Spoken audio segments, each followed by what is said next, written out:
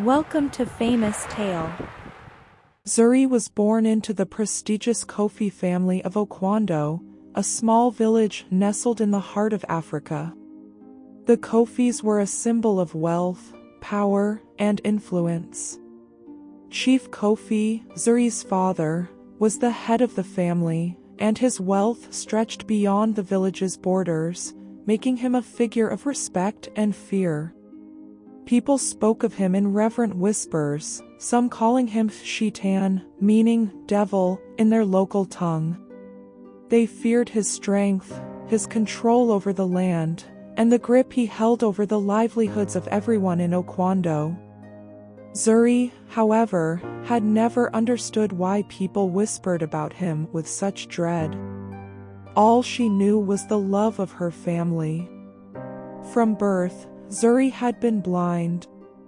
The world she knew was shaped by sounds, scents, and touch, a world that was confined to the walls of her family's compound. Her mother, Mansa, was gentle and loving, yet she too was bound by the societal norms that confined her daughter to the home. Mansa, in her quiet way, encouraged Zuri to embrace her strengths, to learn the arts of music, weaving, and village history, but she could not shield Zuri from the feeling of isolation that grew within her. Zuri often sat alone, feeling the distant echo of laughter and chatter that reached her ears, but never able to join in. She yearned to step outside the compound, to feel the earth beneath her feet and the air on her skin, but her father's protection kept her locked away. She could hear him, his voice booming through the halls, telling her how cruel the world outside could be, how dangerous and unkind the villagers were. His love, though protective, was stifling. Zuri often wondered, with a pang of sadness, if she would ever see the world beyond her room.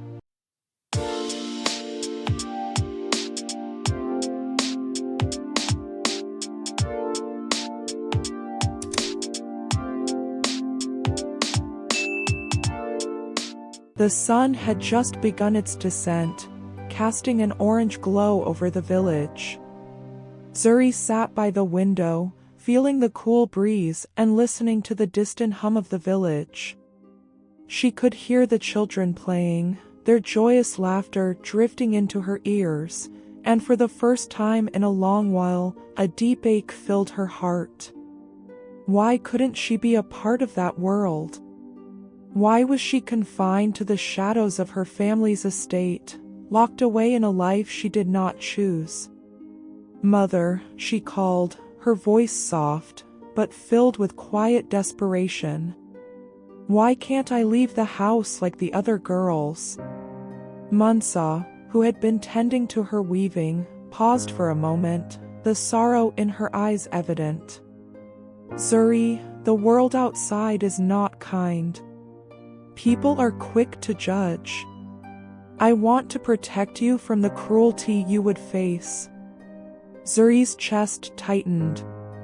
"But I am not a child anymore. I am old enough to decide for myself." She spoke these words not out of anger, but from a place of longing. She didn't want to be a prisoner to her blindness. She wanted to experience life in its fullest, not through the walls of her room, but in the world that existed beyond them. Mansa hesitated. She wanted to protect her daughter, but she also knew how desperately Zuri longed for freedom. "I will speak to your father," she said quietly, "but be careful. The world is not as forgiving as we wish it were." Zuri's heart raced.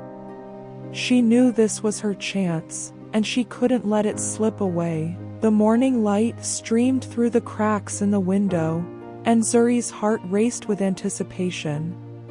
She had made up her mind today, she would step outside, even if it meant defying her father's wishes. With quiet determination, she slipped out of the house when she knew her father was overseeing his workers. The compound was silent, the gates wide open as if the world beyond was calling her. Her steps were tentative at first, but with each stride, her confidence grew. The village greeted her with sounds she had never experienced before, the distant laughter of children playing, the rhythmic beat of drums in the distance, the chatter of vendors selling their goods in the bustling market. She walked deeper into the village, her senses heightened. The air smelled of freshly baked bread, the earth damp from a recent rain. As she rounded a corner, she heard the shouts of children. Turning toward the sound, she stumbled upon a group of young boys playing soccer in an open field. They stopped at the sight of her. "The blind princess," one of them called, his voice filled with mockery. "What are you doing here, blind girl? This is no place for you."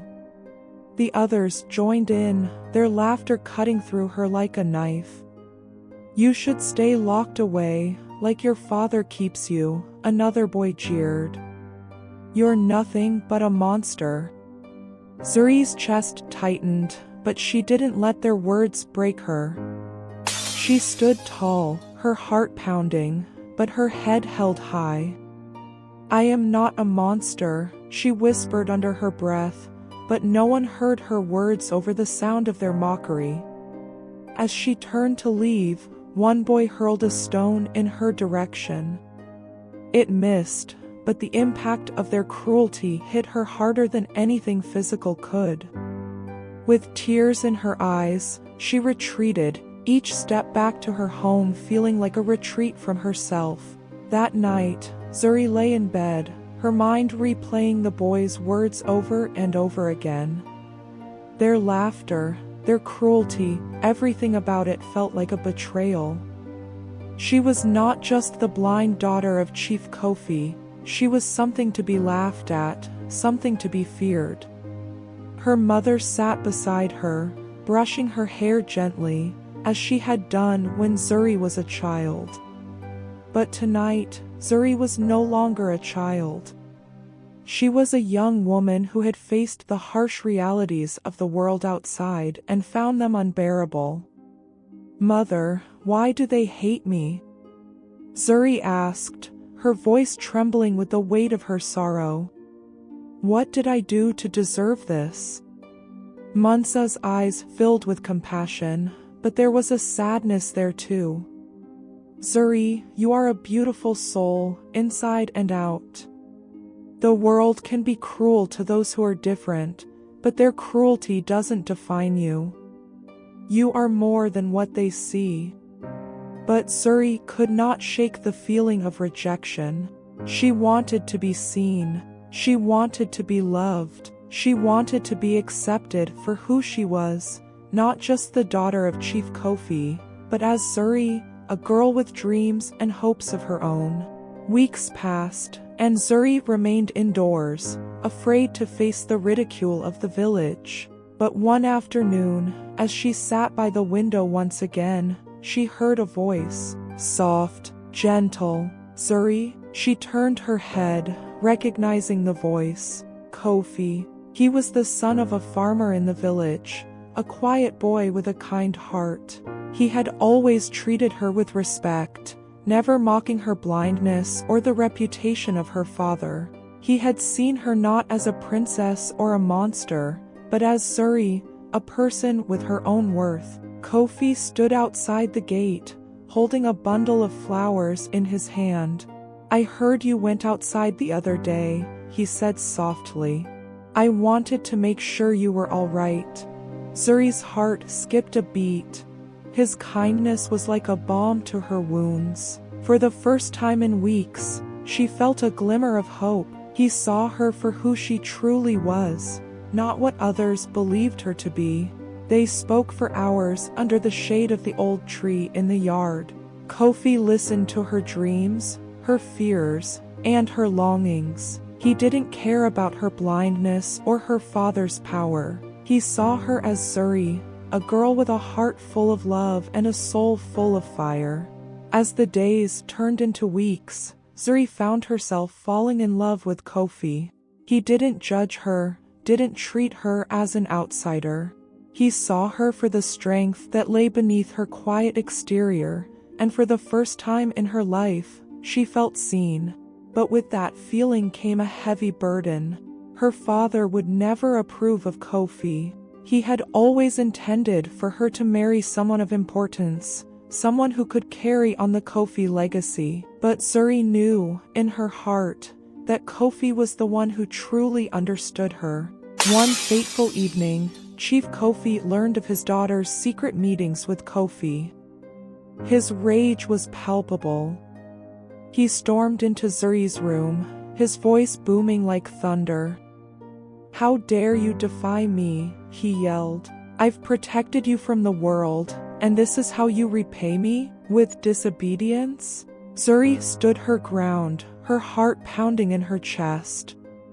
"I'm not a child anymore, Father. I want to choose my own life. Kofi sees me for who I am, not as your daughter, or a blind princess, but as Zuri, and that's all I've ever wanted."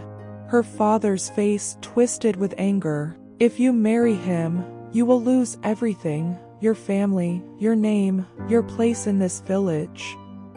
But Zuri knew that her true place was with Kofi, not bound by the expectations of her father or the cruelty of the world.